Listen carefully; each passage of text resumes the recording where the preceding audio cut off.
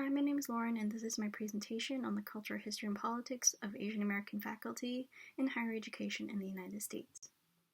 First, I'll discuss the cultural history of Asian American workers, and based on Elaine Tamura's historical essays, there were three distinct periods that impacted the culture of Asian Americans. First, Asians were brought over to America as manual laborers, so they worked very dangerous conditions that actually helped build the foundations of America, such as the Transcontinental Railroad.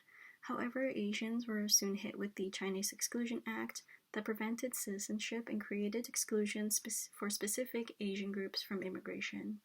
This was fueled by the Yellow Peril, where Americans feared that their jobs were being taken over by cheap laborers, and that Asians were vicious foreign drug addicts bringing over opium and taking over America's Western ideals. Next period of time was during World War II, where Japanese Americans were incarcerated, even though we later find that many Asian Americans, specifically Japanese, were fighting for the American side of the war. The last period involved great progress, such as the recognition of China as an ally and the Immigration Nationality Act that allowed for citizenship of Asian Americans, and the Civil Rights Movement and the anti-Vietnam War protests. However, Asian Americans were being used as a scapegoat, as considered the model minority against other people of color because they were seen as a passive, hardworking, and non-confrontational minority group, and this was used against African Americans as they were trying to fight for equal rights.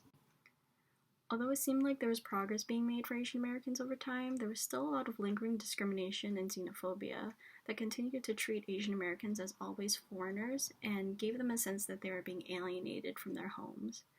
It later affected their behaviors of Asian American workers because no matter how hard they tried to support America, they would eventually get shut down or attacked just because of their race.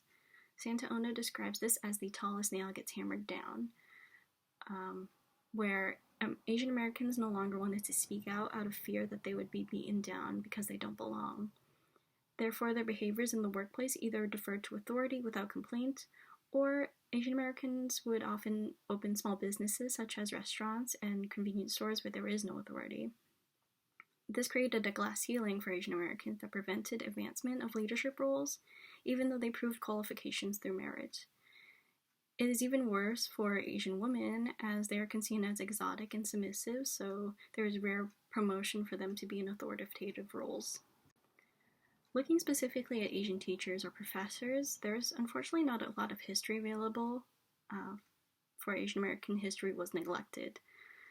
I did find a few people of significance, such as Roger Daniels, and although a white professor, he advocated for Asian American studies and diversity on campuses. Next is Chen Li Tian, who was the first Asian American to head a U.S. University of UC Berkeley in 1990, and George Sugai, who was the first Asian American granted endowed chair only as recently as 2005. So as we see, there's still a lot of history that needs to be made for Asian American faculty. However, based on historical culture, many Asian Americans actually choose not to be professors due to their family and community pressures for high-status careers, such as in medicine, engineering, and law.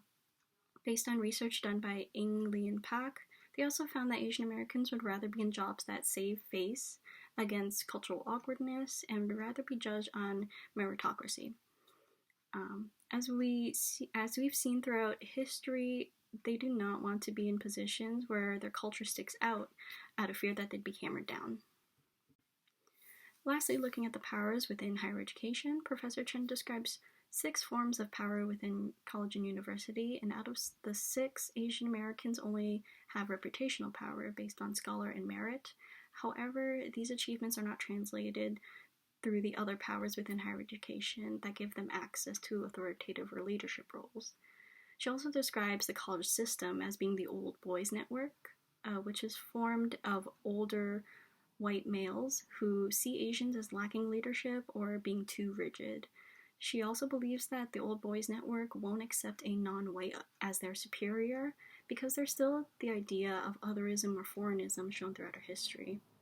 Currently, there's still very little percentage of Asian American representation within higher education, faculty, and leadership roles. And out of the 1.5% of Asians as college presidents, it only represents those of Indian descent. Hartleb also found that in endowed professor positions, Asians are not represented within the fields that they're said to be stereotypically high in, such as math and sciences. Overall, a lot of work still needs to be done to fight against discrimination on campuses and give Asian Americans the recognition and representation that they deserve as faculty and leadership. So thank you very much, and these are my resources. I hope you enjoyed listening. Thank you.